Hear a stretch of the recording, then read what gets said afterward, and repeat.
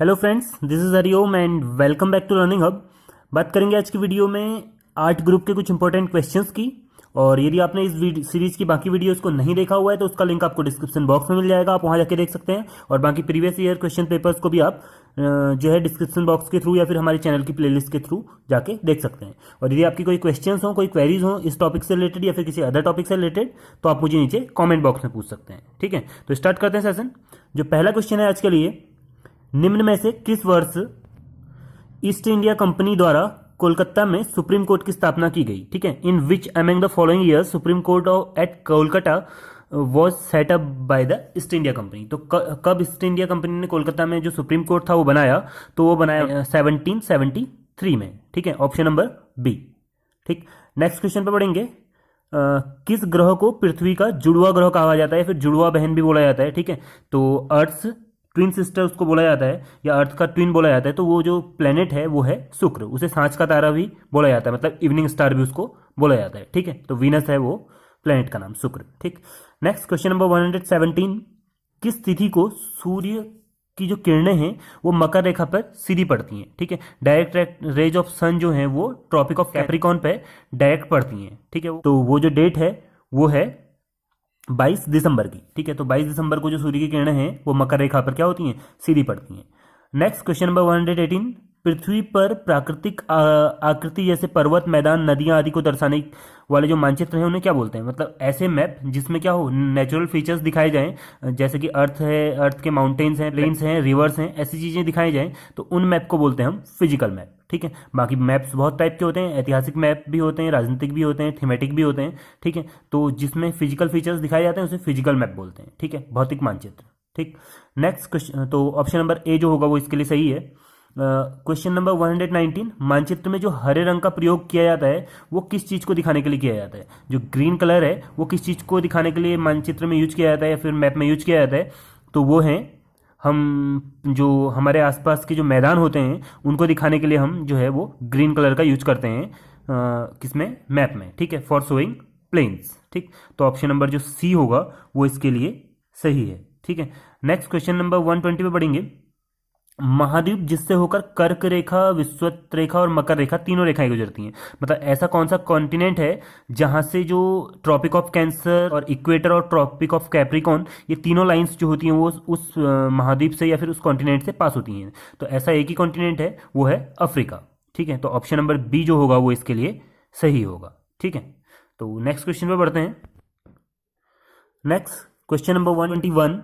पृथ्वी की सतह से शुरू करते हुए उचित क्रम में है, तो मतलब जो अर्थ की जो लेयर्स हैं, अर्थ का सरफेस है, वहां से यदि हम जो वायुमंडल के लेयर हैं या फिर हमारे एटमॉस्फेयर की जो लेयर हैं उनको स्टार्ट करें नीचे से, तो जो लेयर होंगी वो कैसे आएंगी? तो सबसे नीचे की जो परत होती है उसे हम क्षोभ मंडल या फिर विक्षोभ मंडल बोलते हैं। उसके बाद जो सेकेंड नंबर की जो लेयर हमारे एटमॉस्फेयर पर होती है वो होती है समताप मंडल, जिसे हम स्ट्रेटोस्फेयर बोलते हैं। पहला ट्रोपोस्फेयर, दूसरा स्ट्रेटोस्फेयर, और तीसरी जो लेयर होती है वो मध्यमंडल, जिसे हम मेसोस्फेयर बोलते हैं। और चौथी जो लेयर होती है इसके बाद इन क्रम के अकॉर्डिंग वो है आयन मंडल, जिसे हम थर्मोस्फेयर बोलते हैं। ठीक है, तो पहले ट्रोपोस्फेयर, फिर स्ट्रेटोस्फेयर, फिर मेसोस्फेयर, फिर थर्मोस्फेयर, मतलब कि दूसरा, पहला, चौथा और तीसरा। ठीक है, तो दूसरा, पहला, चौथा और तीसरा किसमें है? वो है ऑप्शन नंबर बी में। ठीक है, तो ऑप्शन नंबर बी जो होगा वो इसके लिए सही होगा। ठीक, नेक्स्ट, बस ये भी ध्यान रखना, आप इस टाइप के जब क्वेश्चंस को करेंगे तो सीधे पहला या दूसरे पे टिक मत कर देना, नीचे जो आपके पास जो कोड दिए हुए हैं उन कोड को भी चेक कर लेना, क्योंकि बहुत सारे क्वेश्चंस में इसी वजह से मिस्टेक्स हो जाती हैं कि हम उसका कोई आंसर जो नहीं होता है वो दिया रहता है और हम उसका कोई और ही आंसर कराते हैं। ठीक है, तो ध्यान रखना इन चीज़ों का भी। ठीक, तो next question number 122। The Aravalli range in India is the example of. जो भारत की अरावली की पर्वत श्रृंखलाएं हैं वो किस चीज का एग्जाम्पल है? तो वो वॉल्केनिक माउंटेन है या फिर ब्लॉक माउंटेन है या फोल्ड माउंटेन है या फिर नन ऑफ द अबव। तो वो जो माउंटेन्स हैं वो हैं वलित पर्वत तंत्र, ठीक, जिन्हें की बोलते हैं फोल्ड माउंटेन। ठीक है, जो अरावली की सीरीज हैं वो फोल्ड माउंटेन के अंदर आती हैं। ठीक है, नेक्स्ट क्वेश्चन नंबर 123 पे बढ़ेंगे। भारत की दो प्रमुख नदियां जो कि अरब सागर में गिरती हैं, तो आपको यहाँ पे 4 नदियों के जो ग्रुप हैं वो दिए हुए हैं, नर्मदा, तापी और नर्मदा और गोदावरी, गोदावरी और तापी, और नर्मदा और कृष्णा। तो जो नर्मदा और ताप्ती नदी हैं वो गिरती हैं कहाँ पे? हमारे अरब सी में। ठीक है, अरेबियन सी में, अरब सागर में जो है वो नर्मदा और ताप्ती नदी गिरती हैं। तो ऑप्शन नंबर फर्स्ट जो होगा वो इसके लिए सही होगा। ठीक है, नेक्स्ट क्वेश्चन नंबर 124।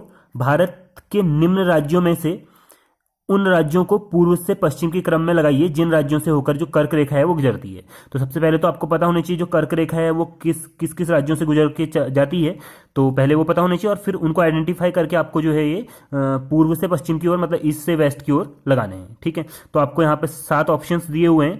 पहला गुजरात, दूसरा वेस्ट बंगाल, उत्तर प्रदेश, झारखंड, मध्य प्रदेश, महाराष्ट्र और छत्तीसगढ़। तो जो उत्तर प्रदेश है, ठीक है, और जो महाराष्ट्र है, ये 2 स्टेट से तो जो है वो कर्क रेखा नहीं गुजरती है। ठीक है, महाराष्ट्र और उत्तर प्रदेश से। तो ये 2 ऑप्शन तो आपके खत्म हो गए। तो अब बचे आपके पास 5 ऑप्शंस। तो अब इन 5 ऑप्शंस को आपको लेफ्ट टू मतलब पूर्व से पश्चिम की ओर मतलब ईस्ट से वेस्ट की ओर लगाना है। तो सबसे ईस्ट में जो है वो इन सारे स्टेट्स में से वो है वेस्ट बंगाल। तो जो पश्चिम बंगाल है वो सबसे ईस्ट में है। उसके बाद जो दूसरे नंबर का है वो है Jharkhand.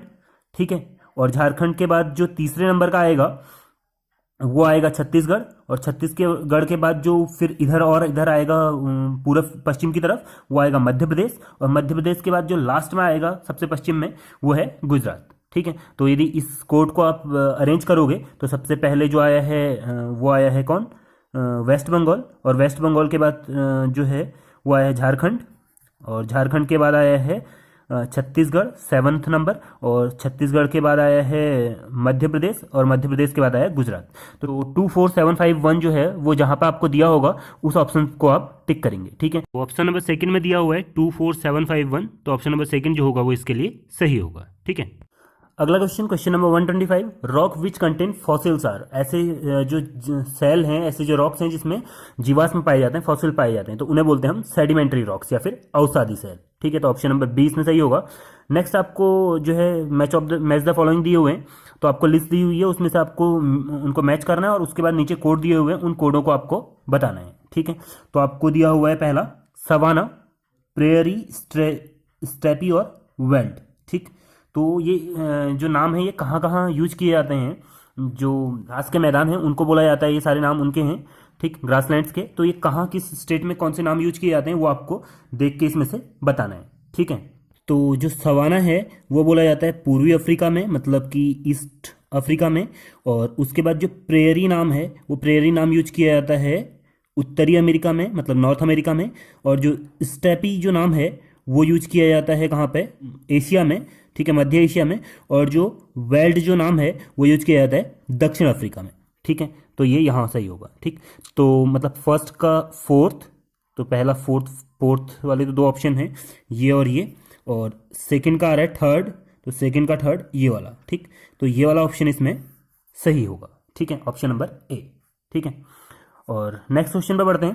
Question number 127, which of the following centuries is situated in Assam. तो इनमें से कौन सा अभ्यारण्य है जो असम में है। तो जो मानस अभ्यारण्य है जिसे मानस सेंचुरी बोलते हैं वो असम में है। ठीक है, तो ऑप्शन नंबर जो सी होगा वो इसके लिए सही होगा। ठीक है, next question number 128, red Indian जो है वो मूल निवासी हैं कहाँ के। जो रेड इंडियंस हैं वो कहाँ के निवासी होते हैं, वो होते हैं नॉर्थ अमेरिका के निवासी। ठीक है, उत्तरी अमेरिका के निवासियों को रेड इंडियन बोला जाता है। तो ऑप्शन नंबर ए जो होगा वो इसके लिए सही होगा। ठीक है, अगले क्वेश्चन पर बढ़ेंगे। क्वेश्चन नंबर 129, जो गैंगरी हिमानी है वो कहाँ है, मतलब जो गैंगरी ग्लेशियर है वो कहाँ सिचुएटेड है, तो वो है लद्दाख में। ठीक है, तो ऑप्शन नंबर 20 के लिए सही है। नेक्स्ट क्वेश्चन नंबर 130, निम्न में से कौन गर्म जलधारा नहीं है। तो जो गल्फ स्ट्रीम है और जो क्यूरोसियो स्ट्रीम है, तो ये दोनों जो हैं ये तो गर्म स्ट्रीम है, और उसके बाद जो लैब्राडोर धारा है ये गर्म स्ट्रीम नहीं है। तो आपको बताना कि जो गर्म स्ट्रीम है या फिर जो वार्म ओशियन करंट है वो कौन नहीं है इसमें से, तो वो है लैब्राडोर करंट। ठीक है, तो लैब्राडोर धारा मतलब ऑप्शन नंबर सी जो होगा वो इसके लिए सही होगा। ये गर्म स्ट्रीम की धारा नहीं है। ठीक है, गर्म जो ओशियन करंट है ये नहीं है। ठीक, नेक्स्ट क्वेश्चन नंबर 131, विश्व का पहला जो जल विद्युत उत्पन्न करने वाला देश था वो कौन था। तो सबसे पहला जो हाइड्रो इलेक्ट्रिसिटी प्लांट बनाने वाला या सबसे पहले हाइड्रो इलेक्ट्रिसिटी को डेवलप करने वाला जो कंट्री थी वो थी नॉर्वे। ठीक है, तो ऑप्शन नंबर 20 के लिए सही है।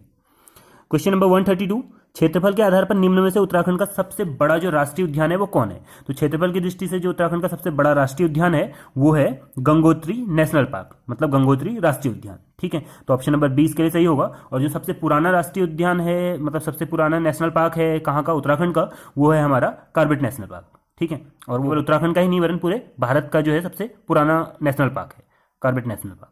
ठीक, नेक्स्ट क्वेश्चन नंबर 133 को देखेंगे। Question number 133, the constitution of India was adopted on, तो जो इंडिया का कॉन्स्टिट्यूशन है उसको कब एडॉप्ट किया गया, उसको एडॉप्ट किया गया 26 नवंबर 1949 को, मतलब 26 नवंबर 1949 को। ठीक है, इसी दिन इसको अंगीकृत किया गया और लागू किया गया 26 जनवरी 1950 को। ठीक है, तो ध्यान रखना इन दो चीज़ों में डिफरेंस। ठीक, तो 26 जनवरी करके मत आना। ठीक है, next question number 134, judicial review is a feature of, जो न्यायिक पुनरीक्षा है वो एक विशेषता है, वो किस कौन से गवर्नमेंट की विशेषता है, पार्लियामेंट्री गवर्नमेंट की या प्रेसिडेंशियल गवर्नमेंट की या फिर यूनिटरी गवर्नमेंट की या फिर जो फेडरल गवर्नमेंट है उसकी। तो जो न्यायिक पुनरीक्षा है या फिर जिसे जुडिशियल रिव्यू बोलते हैं वो है एक संघात्मक सरकार जो है जिसे हम फेडरल गवर्नमेंट बोलते हैं उसकी एक विशेषता है या फिर उसका एक फीचर है। ठीक है, तो ऑप्शन नंबर जो डी होगा वो इसके लिए सही होगा।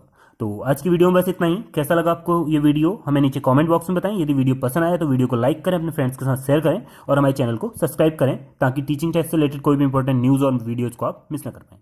Thank you.